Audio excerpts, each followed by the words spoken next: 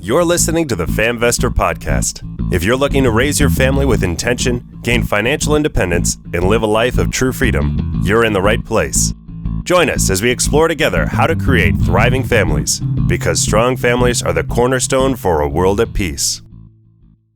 Hello, everyone, and welcome back to the FAMvestor podcast. I'm really excited today to have Dr. Kevin Basik. He is a retired Air Force Lieutenant Colonel. He's a doctor of organizational behavior, a husband, father of two, international speaker. I heard him speak 2 years ago at my corporate workplace, and I was just kind of blown away. I wasn't planning to stay, but he just really wrapped me in, and I was just going to be like, I just want to see how he does speaking, and I'm just going to go off and do my own thing. But he really just captivated me. So I'm so excited to have Dr. Basik here with us. Thanks for coming. Well, thank you guys for having me here. I'm excited about this. Can't wait to explore some topics that matter. Right. So as you know, we're all about family, finance, and freedom here. But, you're definitely an expert in leadership, teaching leadership with character. I'm just curious, what got you into this leadership? Did you just have like a really bad boss to start with? And you're like, how do I do this better? How did that kind of come about?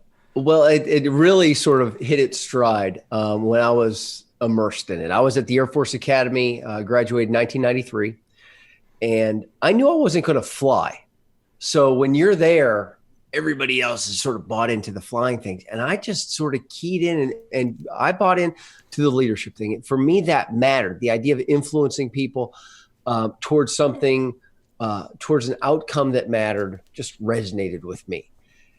I liked psychology, so I gravitated towards behavioral science at the academy. Now you've got to graduate with a Bachelor of Science degree, so it was human factors engineering, but it was basically the human in context. And I loved the leadership thing. So as I got out and got into the Air Force, I think the Air Force recognized that passion, and they sent me to get some nerdy schooling. I went to got my master's degree at Virginia Tech in industrial organizational psychology. And my focus there was small team leadership. And then later on, I got the PhD in organizational behavior. And that was a focus on values-based leadership, because I knew I was going to be going back and running some of the character and leadership development programs at the Air Force Academy. So for 24 years in the military at all different levels, from entry level back at the academy and ROTC. I ran ROTC nationally, their training for a couple of years, all the way up to the Pentagon level. My focus, I was able to dive in deeply and apply and study leadership. So it's just something I've been running with for a long time. Wow. So you really had this passion for leadership and tuning into people and how to create great leaders. I think that's really amazing. And then you took that throughout your entire career in the Air Force. Right. And what I love about that, honestly, is what leadership, but especially character and leadership, the values-based leadership stuff. The reason I kind of dig it is because I'm one of the subjects. I am a work in progress in this every stinking day. Mm-hmm. And the way that we say it is, it's a mountain with no top. Mm-hmm. It's a mountain worth climbing because this is your identity and who you are.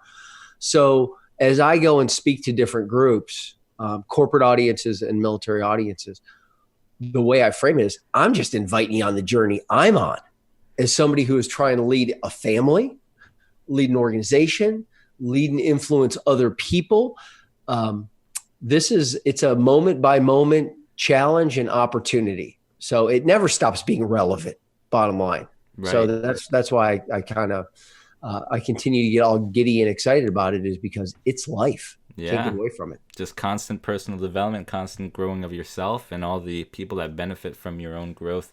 And that's kind of what I was excited about, because like when I heard you speak, and you're speaking to leaders, supervisors, people who run their organizations, their branches, right. But what I was keying into was just all like the character like you were talking about, and all the values and integrity you have to align with your own values, and how that can really play into, like you said, raising a family. And I thought that's why you'd be a great guest on this podcast to talk about having that strong integrity with who you are, with your values, and how important that is to align with raising a good family. Yeah. And you never, and like I said, you never check the box and go, okay, whew, I'm done cooking. I've arrived. Right. Right. I was speaking to the chief master sergeants of the Air Force. So these are the highest enlisted folks that are the backbone of the service. Wow. And the chief master sergeant of the Air Force, the guy running all of this, he said, in the last year, we've had to remove for cause, let's say 25 chief master sergeants from across the Air Force. These folks who were previously successful folks that found themselves in, hand selected to now be the command chief or, the senior chief at a base or a wing.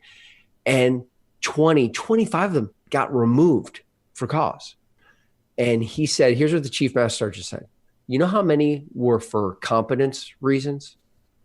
None. He said all of the ones that had to be removed, previously successful folks that were removed from their position, it was because of characters, because just that human, be it the bias or the influence of power or just they stopped paying attention to the test. Wow. So all of us, if it can happen to them, it can happen to all of us. Right. And even in our families, we have the position to get in our own way. Our biases, our emotions, our insecurities can show up and intersect with who we're trying to be and undermine that. Right. And I mean, good grief. The way I say it is I've been married for 25 years in a row. Right. Wonderful. Yeah. The in a row part is hard for my wife, but there are moments I get it right, but good grief, are there moments when I dork it up? Right. But what can we learn from ourselves, but definitely from each other going through this? Because everybody listening to this, everybody watching this knows in their gut who they're trying to be. Right. In their faith, in their finances, in their family, their fitness, professionally. But it's not an easy walk. So Right. it's just a conversation worth exploring because, at the end of the day, this is who we are while we do what we do. This is our identity. Right. You bring up many good points there. Every person has a vision of where they hope they'll be one day, but they fall short sometimes because they're unable to keep the discipline or even figure out how to carve out the path of integrity to take in order to maintain a certain standard to get them where they want to go. Amen. So I'm curious to dig into some of the insights you've unlocked over the years and through your leadership building that you find applicable to people who are trying to improve their path in life or their career choices through building character. Yeah. Here's a couple. First of all, people are people. That's why I like the psychology thing. It doesn't matter who I'm talking to, whether they're corporate folks, whether they're entry level, senior level, elite athletes, police officers, school teachers. Everybody is kind of hungry for the same thing from leaders leaders who are trying to influence them. They sure as heck know it when it's not there. Right. A lot of people say, I know I'm not going to be like that. There's a big driver there. And one of these several golden threads, but boy, there's a golden thread that just keeps showing up over and over again is trust. Trust in relationships, trust in teams, trust with your customers, trust with your kids. And trust goes both ways. Obviously, you want to trust your kids, but you want to be seen as trustworthy in their eyes because, that perception of trust is what's going to drive behaviors. Right. And having been married for 25 years, it's critical. It's all about relationships. I mean, leadership is all about relationships, and you're going to have disagreements, for example. Conflict is just a natural part of life and organizations and all. So it's not that you argue, it's how you argue. Mm-hmm. It's how you respect each other. It's how you try and hold on to trust while you're navigating these tough emotional things. Mm-hmm. So trust is just a sacred thing, and it needs to be deliberately nourished because this is not a strategy, and trust is a perception. It's based on a perception. And you may have the three ingredients for trust is I need to perceive you as having ability. Okay. If I said, do you trust me? You'd go, well, trust you to do what? Right. There's got to be some capability right. For the moment at hand. So you've got to perceive that I have ability to do what the moment requires. You've got to perceive that I have, here's what the research calls it, benevolence, which is you've got to perceive my heart's in the right place for whatever's happening in this relationship here. Mm-hmm. Because if you think I've got an angle, if you're suspicious of my intents or my motives, if you don't think that I'm going to hold sacred something that you share with me, you're going to hold back because you're worried about where my heart's at. Right. So benevolence, Benny means good. Vole means wish or heart is where's your heart at here? And here's an example. Feedback. If somebody is giving you tough but critical feedback, does it matter who the source of that feedback is? Will that determine how you receive the feedback? I think if it's somebody you've sort of labeled as a jerk, a hypocrite, somebody who's just looking out for themselves, they tell you something and you can explain it away a million different ways, right? But if your grandma says the exact same thing, or if it's a mentor in your life, you receive it as tough love. Why? Why is that? It's because they want what's best for me. Okay, that's benevolence. So they have your best interests. Yeah. And the last piece of trust is you need to perceive that I have integrity, that my word is good, that a promise made is a promise kept, and that the values that I espouse or I should espouse given the role I'm in or the nature of this relationship, that I actually am trying my best to walk that. And Lord knows that sometimes life happens and I can't make good on my promise, or I have a stumble from my espoused values. But you're also paying attention to whether that bothers me. Is what am I doing when I let you down? If it's breaking my heart and I'm battling to make it right, my integrity is still reasonably intact. Yeah. So, those three things I've come to appreciate over and over again. If trust is suspect, usually one of those three things, or at least one of those three things, has been violated. Yeah, and I remember one thing you shared. I don't know if you shared with everyone, but I reached out to you afterwards, and you shared with us this eavesdrop letter, you called it, and I thought that was so cool. Like you, I don't know if you want to explain the eavesdrop letter. Yeah, that is. Okay, let me phrase it this way.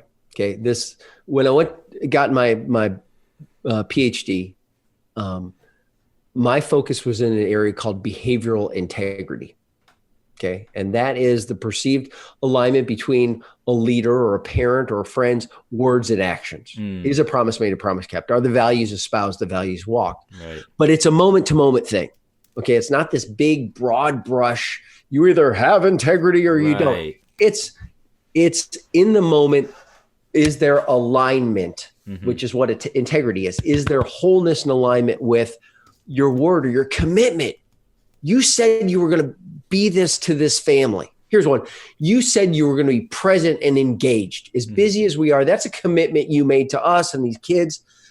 In this moment, Kevin, when you bring this laptop to the dinner table, you are out of integrity with present and engaged. Doesn't mean you have no integrity, but hey, buddy, you say you're committed to this, and in the moment, you're out of alignment. Okay. So this idea of be the one who does what you say you're going to do moment to moment. Okay.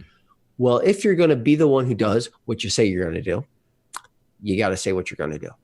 Okay. So I invite people, there's a couple different tools I offer to take a stand and go, what are you aiming at? What does right look like, or what is the commitment or the identity that you're just pursuing?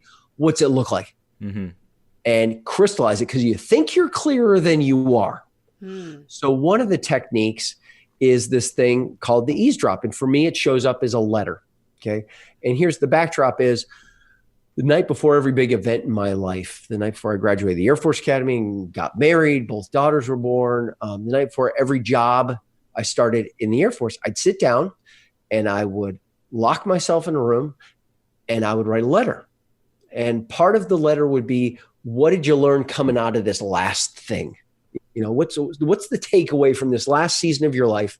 Strengths, weaknesses, insecurities. Call yourself out, man. You notice you tend to do this, and it undermines your effectiveness. So acknowledge that, because then we're going to pivot and say, for this next block of time, and let's just make it 2 years, okay? Mm-hmm. For the next block of time, what are you aiming at? Mm-hmm. So my letter includes some sort of reflection, but then this thing called the eavesdrop, which is at the end. I've got my printed out letter right here, and it's to me. It's me writing to me. Right. Mm-hmm.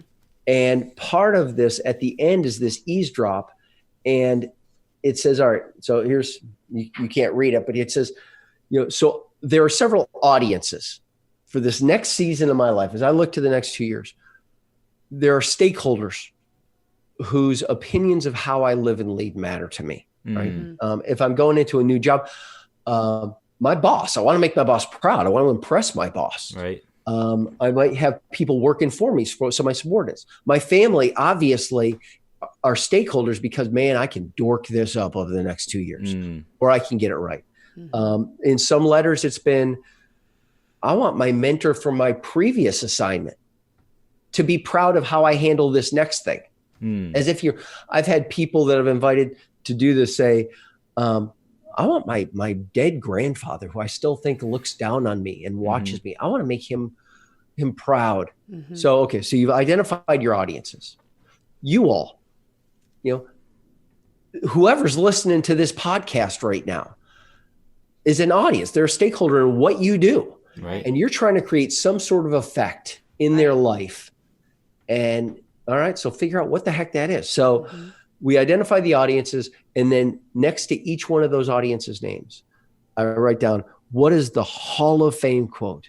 I mean, the audacious Hall of Fame quote I would love to hear them say about me at the end of the 2 years, if they didn't know I was listening, so I could get the real deal. That's why it's called the eavesdrop. And usually it starts with a bumper sticker, just sort of an audacious, over the top. Gosh, could you imagine them saying this, right? I thought podcasts were awesome. Everything else is crap.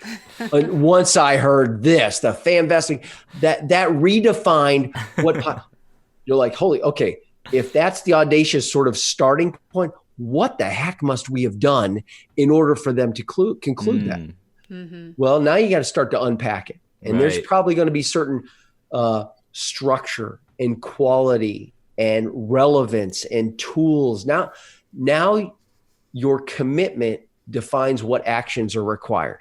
Right. And they would never say it if you don't do certain things. So obviously for my wife and my daughters, here's a real world one. I want my daughters at the end of this 2 year block of time. My daughters are 13 and 16. So imagine this. I want them to say, my dad focuses on what's going right instead of focusing on what's going wrong in my life. You know why that's in there? I'd love for them to say that, because I have a habit of focusing on what's not quite right. Your report card comes in and it's amazing, but my eyes are looking for the lowest number, right? Hey, tell me about this. And why do I do that? That's not the dad I'm trying to be. So I want to call myself out and commit to not being that guy, because if I keep doing that behavior, I am out of integrity with that quote. And that quote is who I'm trying to be. So I've got all sorts of quotes about people who attend my sessions. Here's what I want them to say. And here are the behaviors I think I must demonstrate in order for them to say that. Here's what I want my wife to say. One of the things that's still in there in all the letters has been present and engaged. When he is home, he's present and engaged. And I want her to say, I feel sincerely listened to. And I know exactly when I'm out of integrity with that. And again, it's a moment to moment thing. And because I screw it up in this moment, I've got an opportunity to battle my way back or screw it up even more. So the recovery moment matters too. So like I said, there's a lot of people, especially at the beginning of the year, are making to-do lists. This is a to-be list for the relationships that matter in your life. Who are you trying to be to them? And what does that look like? And I think there's a lot of psychology behind, there's just power in envisioning that person or that group literally saying these words. Right. And you can eavesdrop in. Yeah. Because they're not going to say it if you don't do certain things. So. I think that's so profound. And it's so true. So many people want to improve their life. You know, they set out every New Year's writing up a list of goals of what they want to accomplish. But honestly, it's really hard to move out of the physical goal mentality into the character building mentality. And you've just unlocked a really great strategy on how to work on yourself through this eavesdrop letter, that you can write out and really start to pinpoint the areas of your life that you know you aren't that strong in, but you haven't thought enough about it to really know what exactly you keep messing up on. And then when you do this kind of a reflection and then you think about what you want to be and how you want the people who matter to perceive you, it helps you unlock exactly where you need to work on yourself. And I think that is profound. Yeah, and I remember reading your letter, and it's just like 3 or 4 pages, but I just felt the power, in it, and just like you said, it's so vivid, so clear what you want and how you want your life to progress.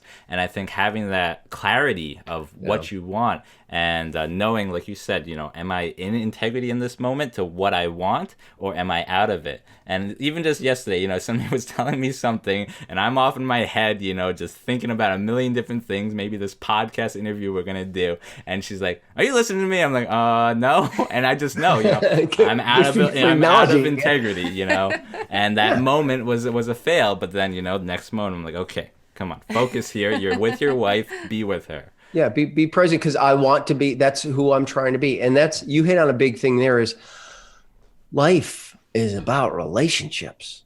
Leadership is about relationships. Life's about relationships. Your commitment to even this podcast is about a relationship, adding value in relationships with people you haven't even met yet.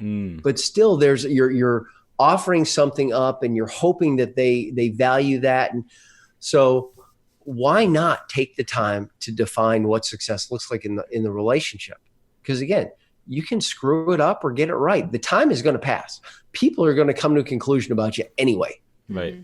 It may be that, I'm unremarkable or I've made no impact. I got to own that. I've got to live with that. Right. So this, I share my letter. So I'm glad, Sonny, that you mentioned that you read it.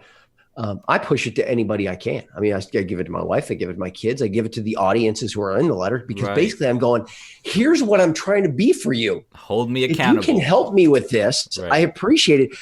But also, here's what I'm trying to be for some of these other people who are important to me. If you can help there too, I appreciate that. And, there have been people who have come forward saying, hey, I see that, what your commitment is to your relationship with your mom and dad, who are 3 states away, and they're going through a journey right now. My dad's going through memory care and stuff like that.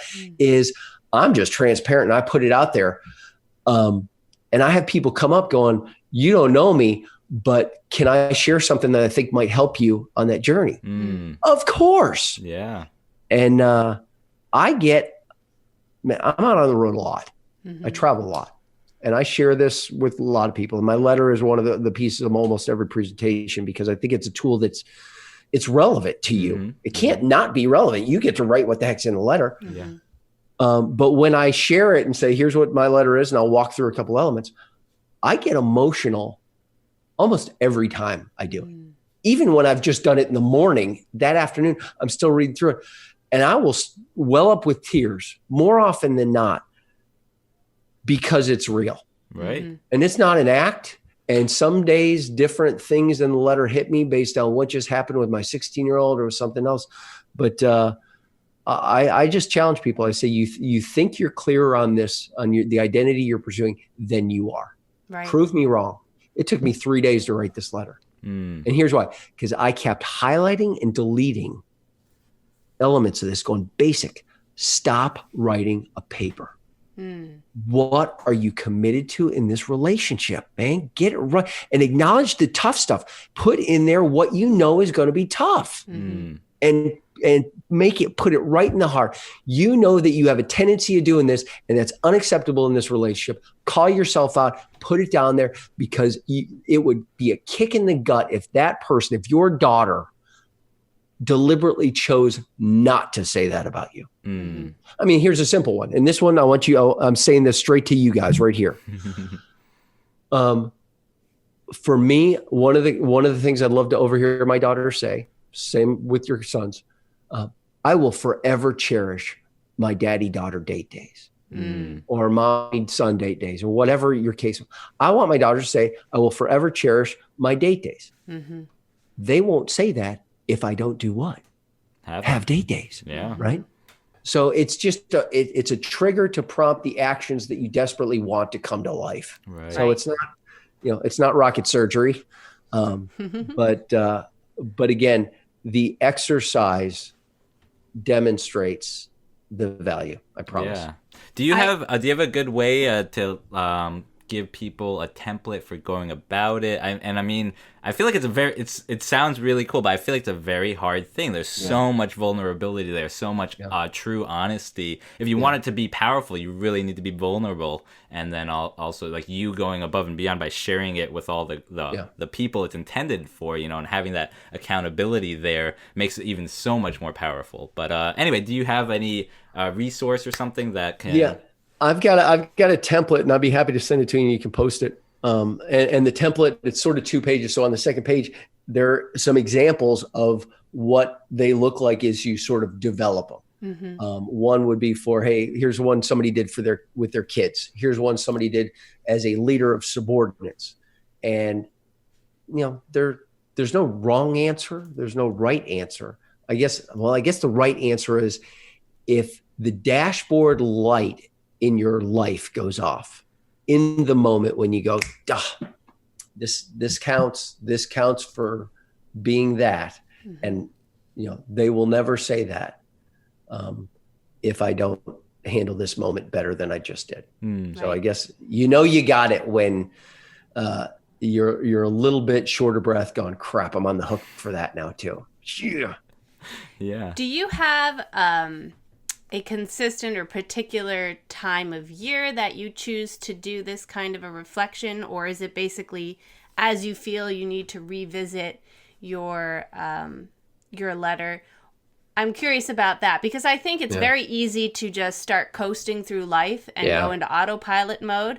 The best ambitions are there, but when you get caught up in the day-to-day busyness, you just don't go deep within and reflect and work on yourself, because you get caught up in all the little stuff. So Absolutely. I'm curious, how often do you choose to revisit? I mean, I know you said every 2 years you write a new one, but how often do you revisit it to make sure you're in alignment, or to put yourself back on track? When there is a new requirement in the relationship.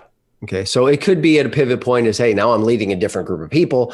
Or now, hey, we've got a new baby in the house. It could be that, or it could be, it feels like my kids have moved into another phase of their life, and now I'm interacting with them differently, and I need to commit to something new.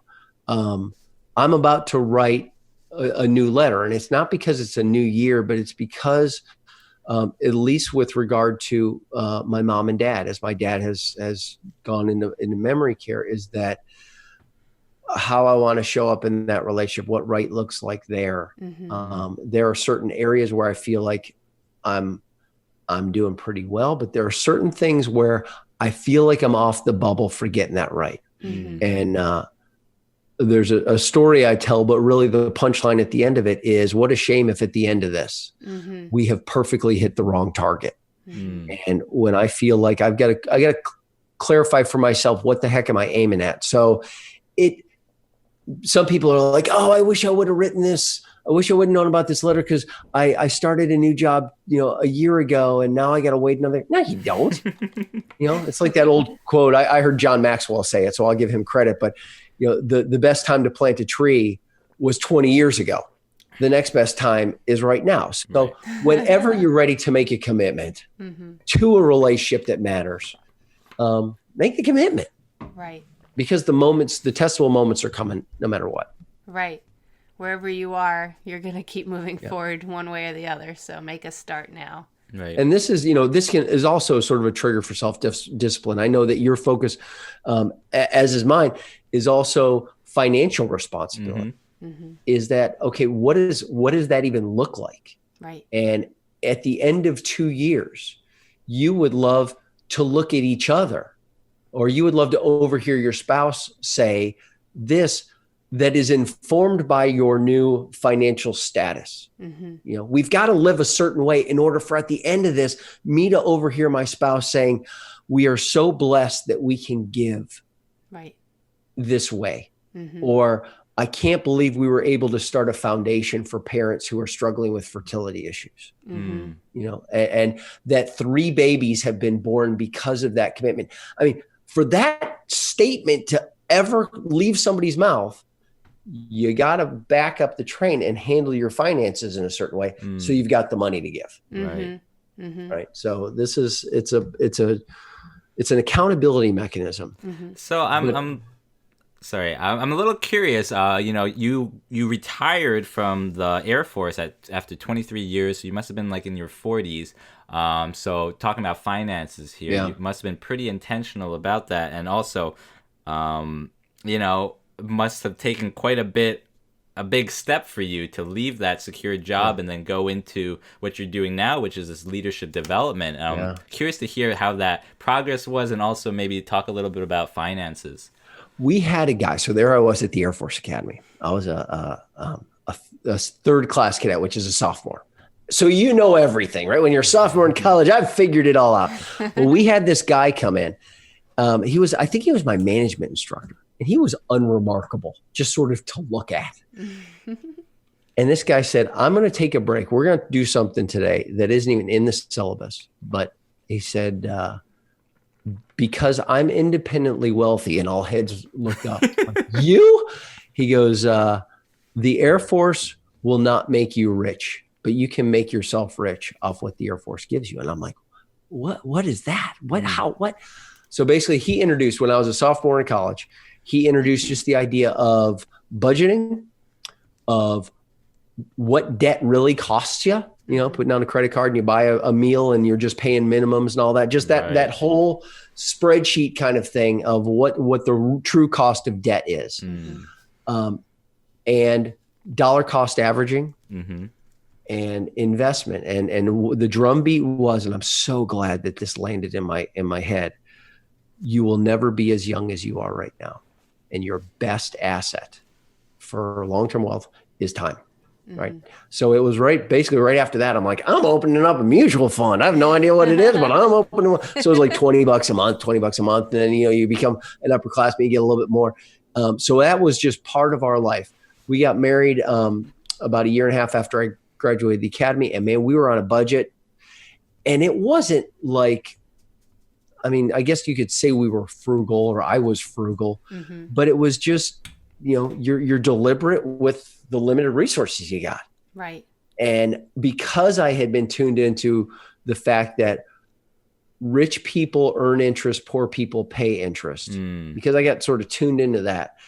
I avoided debt when we got our car loan at the academy. A lot of friends going on there buying Mustangs and Corvettes and all that. And I got a 6-year-old used Honda. Nice. So practical budgeting showed up, and that has just sort of followed us. And we've been blessed a million times over. We didn't, because I went to service academy, it didn't start with college loans. My wife's parents were very smart with their money, so she didn't start with college loans. So we started light years ahead of a lot of other folks who just don't have those blessings. But for 23 years, it was live below your means, save. When you get a pay raise, put a chunk of it away. And so then as we transition from the military, I just want to circle back real quick. I just think it's so awesome that upper person took that time to, talk about something he was passionate about, and speak to the younger folks who could really utilize that time and make such an impact like that. I that's kind of the reason I love hosting this podcast, is sharing with people those golden nuggets that if they can start and have the discipline now, can transform their lives, unlock all this freedom. And I don't know, to me it was just like, well, that's so cool that person took the time and had that grace to kind of be inserted into your life and share that with you, and the impact it has had on you. And I try to pay it forward. I mean, when I went back to the Air Force Academy to teach, I carved out a class and said, we're going to talk about your money, and let's go on the internet and we'll pull up what your lieutenant pay is going to be. And I am sending you my own spreadsheet to plug your stuff in, so that you realize when, you start plugging in, how much do you think rent is? How much do you think, a car payment is? Because sometimes they're just out to lunch. And then they also think, oh, I'm going to be skiing every weekend. I'm going to go out and I'm going to hit bars and all that. And as soon as that calculation comes out, and they're like, yeah, you're $700 a month in the hole. And that doesn't even include your credit card payments that I'm sure you're going to bring into this whole thing. It was eye-opening. So I did that back at the academy. I did it when I taught at the Citadel. I did it with my subordinates. That's so cool. And my kids are getting to that age right now that I've, Jen and I have tried to model, saving and being smart with money and sharing. I mean, there are certain things we're trying to model now. I think this is the season that's shown up of giving, of giving in a way that people they don't expect. It's kind of fun. I mean, I'll just share one little thing. And again, I want to make sure this is not about us. It's about just a way to model the blessings that just sort of being deliberate with money is provided. But right now, anytime I go out to dinner when I'm on the road, or if I go out to dinner with my family, as soon as I walk in, I start looking for whose dinner I'm paying for. Is that I'm a just, without saying anything to anyone other than the waiter or waitress, I'm looking for either a family or somebody who just, a cute old couple. When I'm out with my daughters, I say, don't draw any attention to yourself, but you tell me what table we're paying for.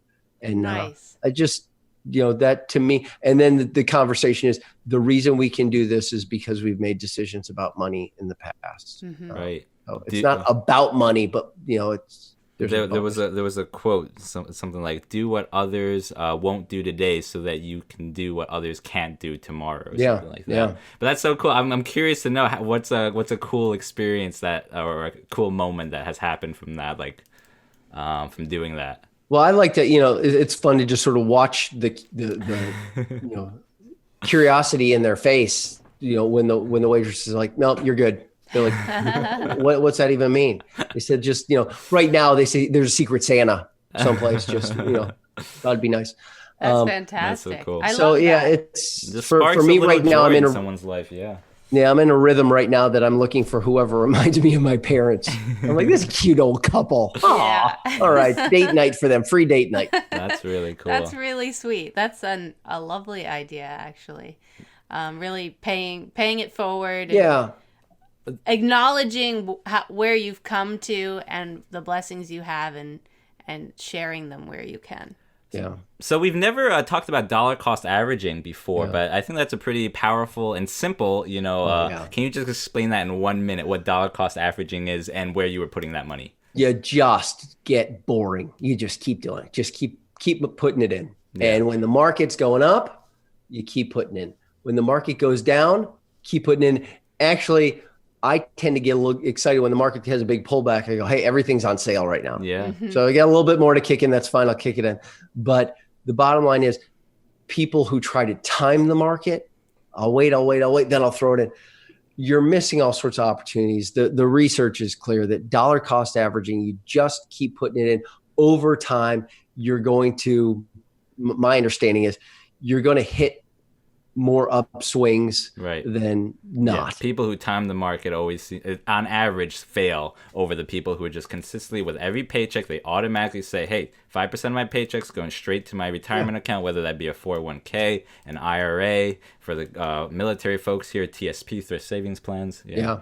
And to bank on the fact that people are lazy. And if you start it and do the automatic monthly investment, it takes more energy to stop it. Right. So once it's set up, you're hedging your bets, because human behavior is what it is. Right. And you're going to probably stick with whatever it is you're doing. So once you lock it in, it's a smart move. Take the 1 hour to set it up, make it automatic this year. Yep. Awesome. I'm curious, we're kind of still covering in this topic of, well, I'm curious, what's some advice you have for young couples starting out? You're constantly lecturing, teaching, and just maybe some experience from your own life. As far as finances go, or as far as anything? I don't know. I guess that's too broad. So yeah, the finance thing is just, a budget, get on a budget, and you both have to agree on it. And specifically, how'd you do your budget? Was it like a cash budget? Was it just a set amount? We did, we've tried, I got introduced to Dave Ramsey eventually, and I know he does the envelope things and stuff like that. Maybe I'm too lazy for that, but for going back, it was just, a spreadsheet. Is I know what my paycheck is. I know what my rent is. So you've got, certain cells that are going to be fixed costs. Okay. And then you've got certain variable costs. And I'll even color code those, because I've got some adjustment to, am I being smart or not with that? And if you track it, you can see how healthy you are, but one of those cells has to be investments, and then I've got another tab that takes me, if I do this, if I invest here, here's what's going to happen over the years. And of course there's a liability hyperbolic, a curve that gives you some motivation to keep that cell healthy. And maybe even, gosh, if I increase this $25 a month, I click over to the other tab and you see that the curve goes up even faster. So when I turn 55 and it's as an old guy now, I turned 50 this year, to see that, God, dog, thank God I didn't wait until I was 30 to start doing that, because a huge chunk of this right now is because I put those little teeny bits of money in early, and now they're just spinning off more and more. Yeah. Again, I'm not writing checks for Lear jets right now, but we have flexibility. We have the ability to give and travel and do certain things. As far as marriage goes, it is all about how you talk. It's the communication. Oh, it's a buzzword. Yeah, it's also the thing, man. And part of communication is saying out loud, you appreciate things. Oh, I know she appreciates how much she does for me. Well, then shut up and say it, man. Just say it. And Jen and I don't argue much, but usually when we do, one of us doesn't feel appreciated in the moment for what we've brought to the table. So, there's vulnerability. There's it's not that you argue, it's how you argue. And here's a tip. Here's one. Okay. Worth the price of admission right here. Ready? I heard this. We had to go through an engaged encounter, before you get married. And I heard this, and I share this with almost every seminar I do, because I'm like, this is a great nugget. In any disagreement, personal or professional, the words "you always" and "you never," you need to commit to just taking those off the table, because they're not true. And they put the other side in a defensive posture. And in a marriage, to just agree, you know what, there's certain language that we should never tolerate from ourselves or each other. And we can calmly call each other out on it. But "you always" and "you never" has just been a helpful thing to go, you know what, I don't like when you use that on me. I'm not going to use that on you, and let's just agree on that. Nice. I love that. Yeah, that's a very important point.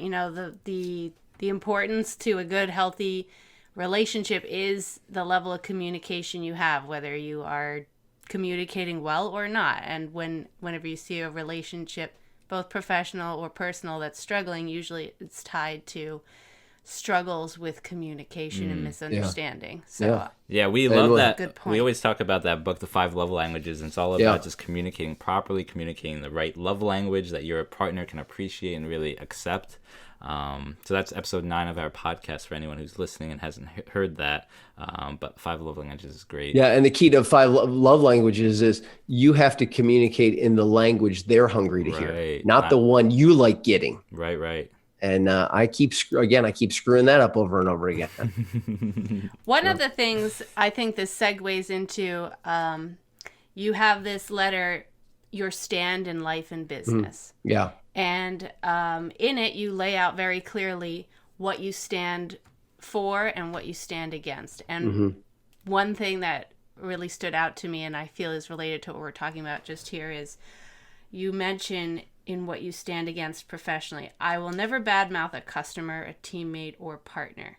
And I think it's a really difficult thing to do, especially when you don't agree with someone, but just that ability to kind of stand back and preserve, your integrity and the integrity of the other person, the respect for them by not speaking up bad things. And I was just curious about your thought on that, because I feel like, especially in the office place and in families, sometimes the most destructive behaviors are when the wives get together and all complain about the husbands, or the coworkers get together and all complain about their bosses, and a lot of nothing good comes of it, but I feel it's so commonplace. So I'm curious to know how you came to decide that was a key to finding success. It feels good sometimes, to talk, gossip or talk bad or vent or whatever. Sure. But at the end of it, you're like, I'm better than that. And I would probably think less of them if they were doing that about me. Right. And I saw this when I was a captain. No, I was a first lieutenant because I had just gotten married. Matter of fact, I just got married. We were in San Antonio, Texas. And I was around a water cooler, literally around a water cooler. It was the middle of the day on a Wednesday, and a group of us were around a water cooler. And I'm the young guy there, and I'm trying. Right? The water cooler. So I'm the young guy. I'm trying to fit in, and all these other folks are older than me and all married. And I just got married not too long ago, and we're just smoking, joking around, and we're literally in a circle. And one of the first guys just makes a comment. We're just dudes talking around a water cooler, and he makes a comment about his wife. She's out shopping. I wonder what that's going to cost me. Everybody's joking. Wives, men talking about wives. And I'm part of the group, so I feel good. And it goes on to the next guy, and he makes a comment about, my wife and her shoes. And we're all talking and laughing about shoes. And as it's coming around, I'm thinking to myself, crap, I gotta come up with something. I got nothing. So, and I'm thinking, okay, I want to be part of this tribe and I want to fit in. So I'm going through my head trying to think about where can I throw my wife under the bus here? And I'm thinking mother-in-laws. Now I love my mother-in-law. She's awesome, but not on this day. I'm making stuff up, right? So I'm getting ready to throw this poor lady under the bus for something she didn't even do. God help her. And then it gets around, and we're really rocking and rolling by this time. It gets around to the guy standing next to me, a captain named Bob Fanoff. Okay. And he was an academy grad, but I didn't know Bob at the academy. But I really liked and respected Bob. But it gets to him. We're rocking and rolling. And now it's his turn. And all eyes look to him, and he goes, I don't know how she puts it up with me. If she needs a little something to deal with this knucklehead, good on her.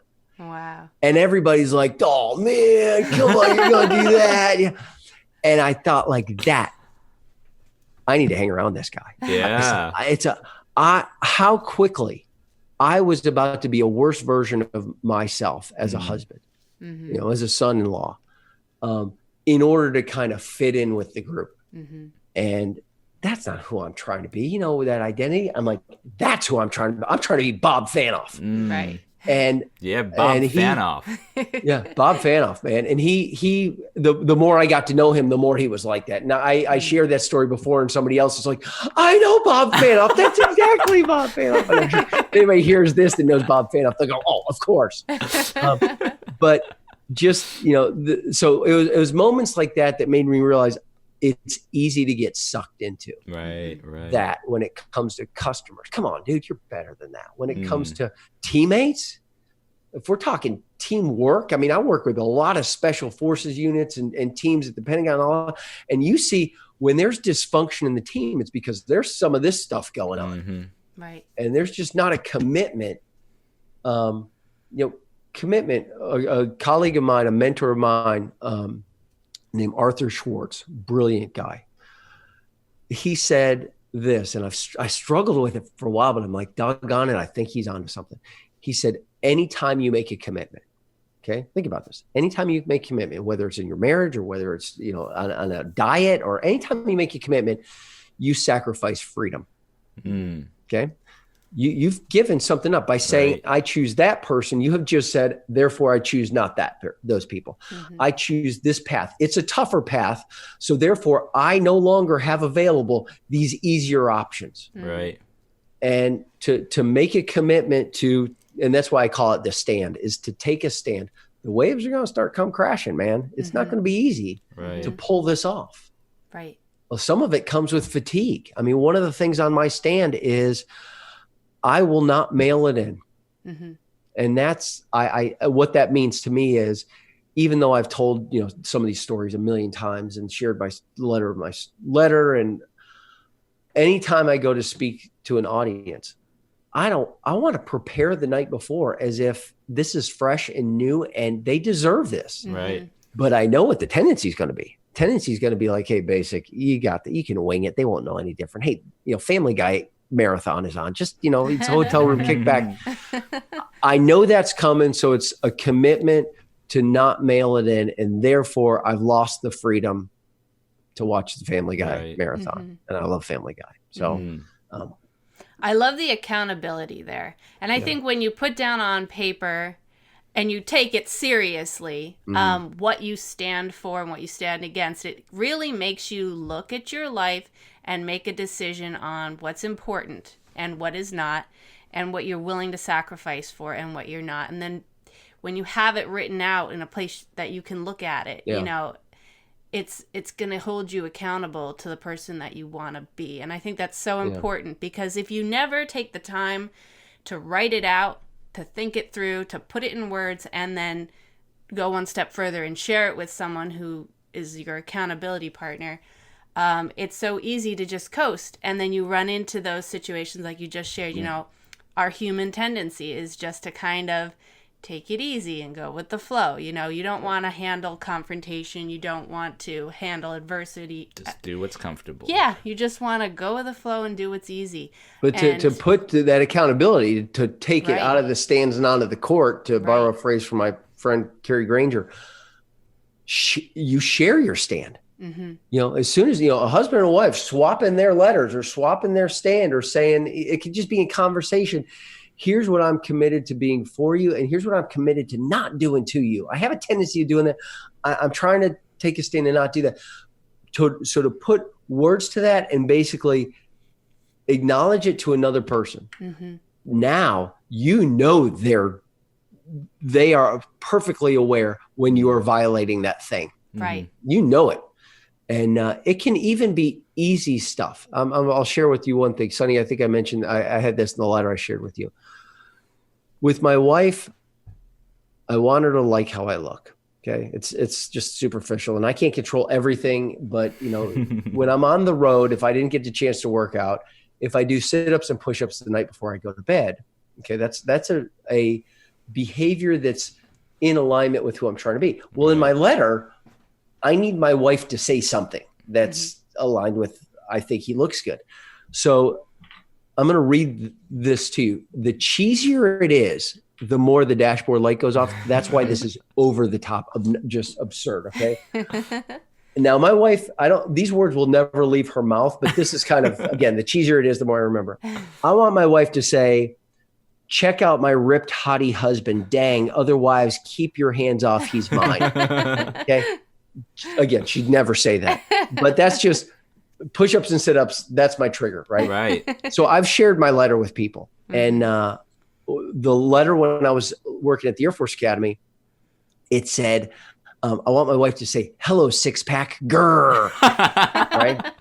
But when I shared my letter with my subordinates, I said, hey, you guys are in here. Here's the type of leader I'm trying to be for you. But you'll notice what I'm saying about my wife. Let me explain to you what that is about, right? So I said, it's just a push-up, sit-ups before I go to bed kind of thing. And there was a guy named Greg Tate. I love Greg Tate. He's still out there getting it done. Retired chaplain. He and I would be the first people in the work in the morning. And he had read my letter. And I shared it with him and said, help me be this guy. So the first words out of his mouth every morning would be, hey, boss, grr or no grr? I mean, did you do them or not? And if I had an excuse, hey, I fell asleep or I was studying or whatever, he's like, I love you, big guy, but she ain't going to say it if you don't do them. Let's knock them out right now. And he and I would knock out push-ups and sit-ups. And I loved him for that because what he's doing is he's helping me be the guy I'm trying to be anyway. Right. So that accountability, it's one thing to sort of read it and go, oh man, I screwed up last night. It's another thing to invite sort of the village to help the idiot, pull off what he's trying to do. That's awesome. When I've had other people share their letters or their commitments with me, I get excited about where I might see opportunities to help them be that. And maybe we both struggle with our kids. Hey, you mentioned something about patience. I struggle with that too. Let's talk through that. If you've got tips, help me, I'll help you too. And so you don't have to go through the identity pursuit alone. But accountability is key, and you want to be in integrity with your integrity. So that's awesome. And the better way to do that is the more people who have eyes on you and keeping you accountable, the more likely you are to actually stay true to those things rather than so much just power in that. Forget about it. Right. Right. I love that. Yeah. No, I had ACL surgery recently, which was knee surgery. Just popped it playing ultimate frisbee 3 years ago, whatever. But anyway, I made a commitment and I made it publicly. And I like to do this from time to time, just like I posted on like Facebook so all my friends see it and know.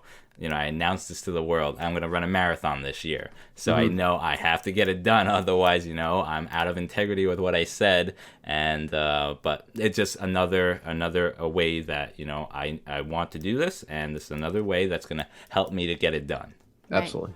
And I can really relate to that. I think that's an area in my life that I can work on because a lot of times I know intentionally I'm not going to write this down or tell anybody or say anything to anyone because although I want to do this, I think I'm not actually going to do it. Oh, interesting. And by not voicing it, it kind of gives you the permission to just kind of slide out of your goals. So that's something I've observed in myself too. Like I'm in my third pregnancy and I told myself I was going to do a certain exercise routine every single day up until the baby comes. I didn't tell anybody that. And I've been doing a pretty pathetic job. And I keep reflecting on, I see him doing very diligently his ACL recovery exercises. I'm like, he makes time for it. I don't have an excuse, And so it's really brought to light in my mind recently the importance of putting it down on paper and sharing it with someone who can help keep you accountable because it really will give you that extra motivation or that extra push to actually do what it takes to get done. Yeah. What you want to accomplish so that you feel better about who you are becoming as well. And I want to, I don't want to give the impression that I'm pulling it off majestically and getting everything done.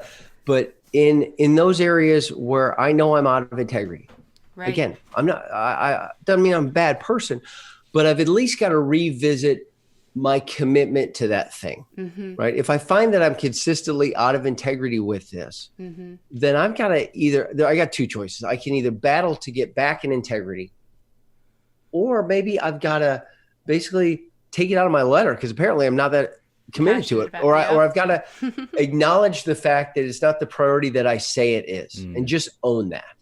Right. which may not be a bad thing. But if by God, it bothers me that I have to acknowledge that, all right, well, then I've got a choice. Right. So again, I don't, people will sit there and go, oh, this Basic guy, why is he not, president of, a certain country, or why isn't he doing this? I've got my own battles. I've got my own insecurities. But knowing the target is helpful. Yeah.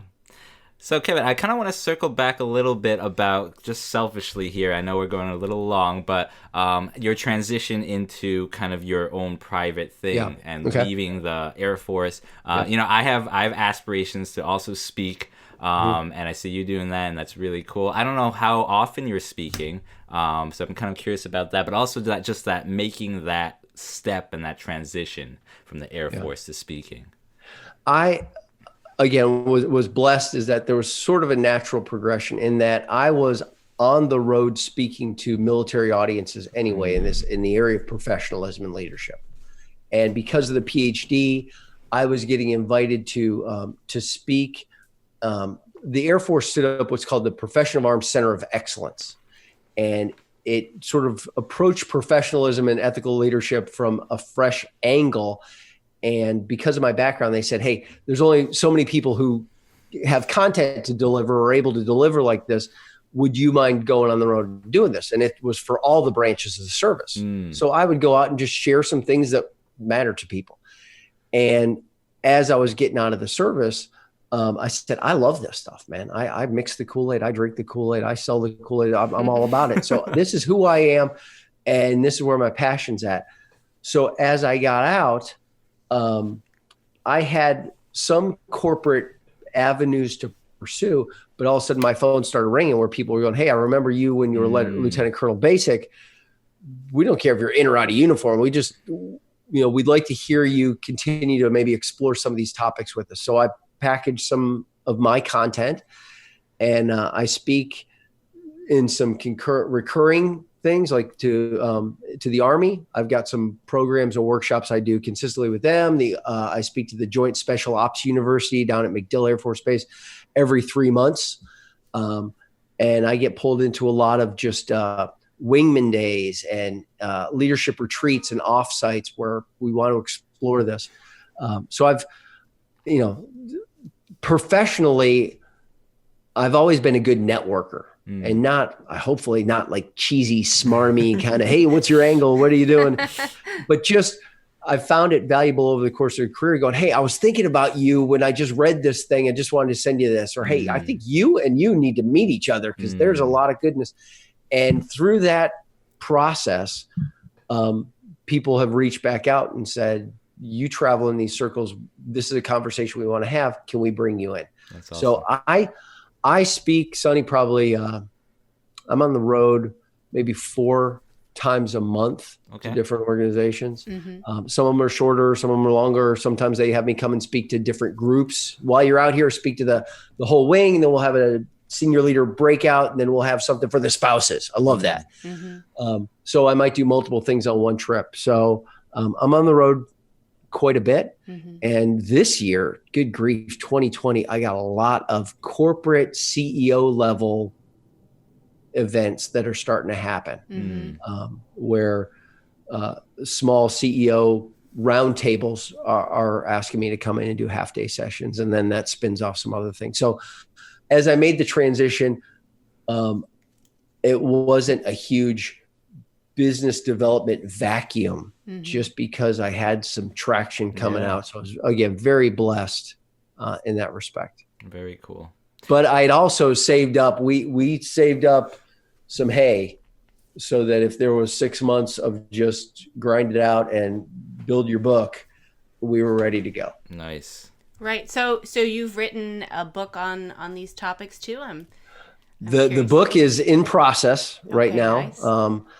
So that's a slow thing. And honestly, that's one of those things where I say, how committed am I to this book? Because I keep not writing the book because, and I will be honest, and this is not an excuse, but because I've been so busy, 2 things have shown up. One is not having the book appears to not be costing me a whole lot. Now, maybe that's just naive and I'd be doing even better if I had the book.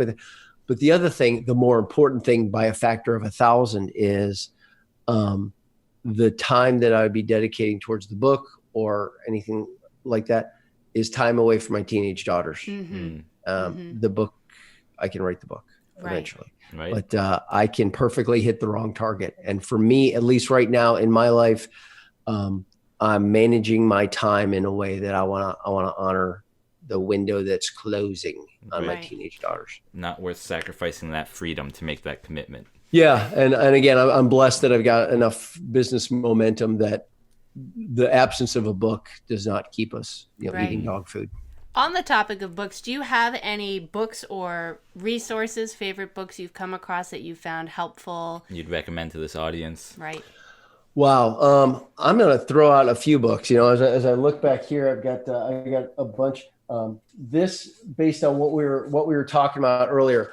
Dan and Chip Heath have written a couple of books to include Switch, how to change when change is hard, Made to Stick.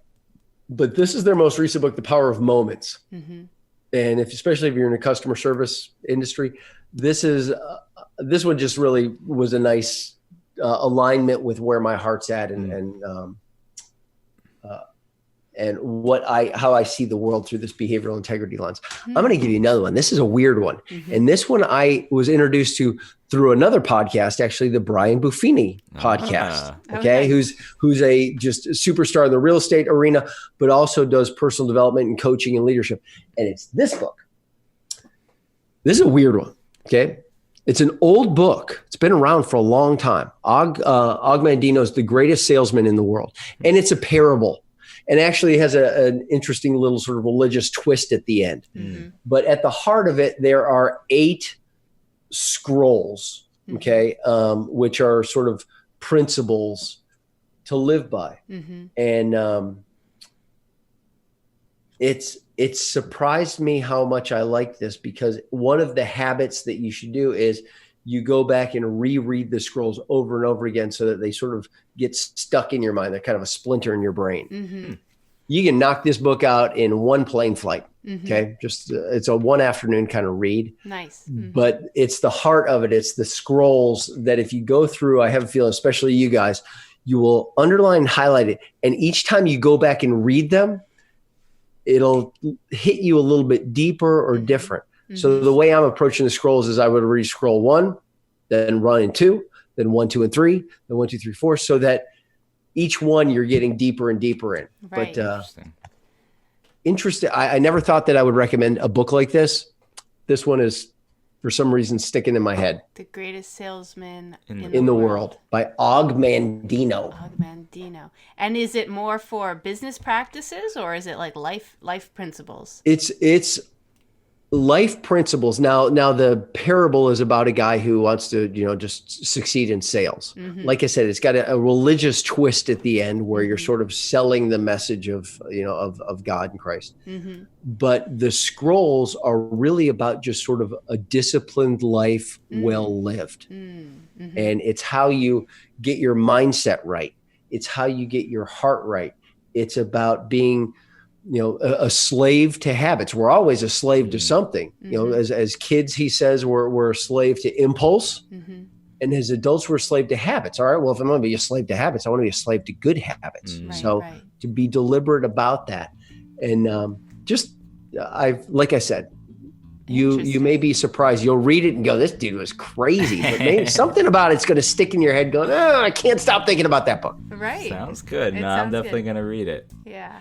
Well, Dr. Kevin Basik, thank you so much for coming on to the FamVestor podcast. I'm sure a lot of people are inspired just like we are. I love this conversation. If people want to get in touch with you, find out more about you, or maybe even hire you as a speaker, what's the best way they can do that?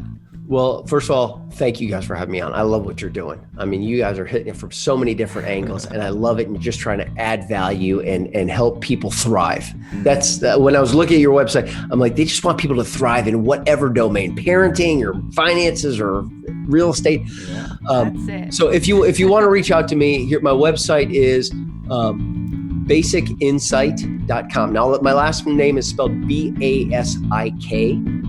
basicinsight.com.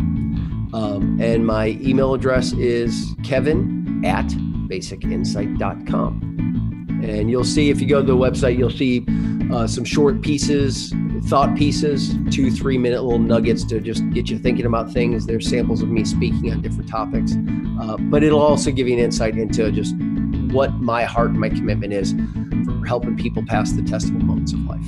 Awesome. Kevin, thank you so much. And if you're willing to share that template, I'd love to put it on the show notes so everyone can access it there. But Kevin, thank you again. Thanks so much for being on the show. Thank you guys. Keep up the great work. Okay. You too. Thank you.